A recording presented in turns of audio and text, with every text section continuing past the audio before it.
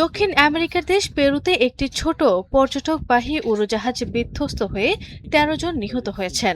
স্থানীয় সময় শনিবার ১ আগস্ট দেশটির বিখ্যাত নাজকা লাইন্স প্রত্নতাত্ত্বিক স্থানের ওপর দিয়ে ওড়ার সময় এই দুর্ঘটনা ঘটে।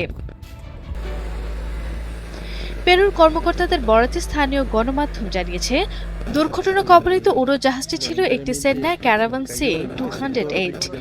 এতে ১১ জন পর্যটক ও ২ জন পাইলট ছিলেন। দুর্ঘটনায় আরোহী সবাই নিহত হয়েছেন।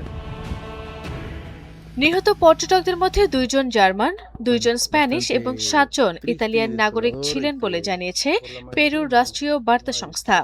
পুলিশ কর্মকর্তা জর্জ আন্দ্রাতে বলেন, দুর্ঘটনাটি এতটাই ভয়াবহ ছিল যে কোনো জীবিত ব্যক্তিকে পাওয়া যায়নি। এখনো পর্যন্ত ৪টি মরদেহ উদ্ধার করা হয়েছে। স্থানীয় সময় দুপুর ১টার দিকে পিসকো বিমানবন্দর থেকে উড্ডয়নের পর পুরেবলো ভিয়েখো এলাকায় উড়োজাহাজটি বিধ্বস্ত হয়।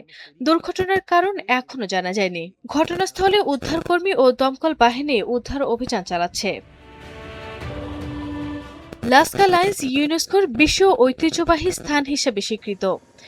মরুভূমির বালির ওপর আঁকা বিশাল আকারের প্রাচীন নকশাগুলো দেখতে প্রতি বছর হাজারো পর্যটক ছোট উড়োজাহাজ করে আকাশপথে ভ্রমণ করেন।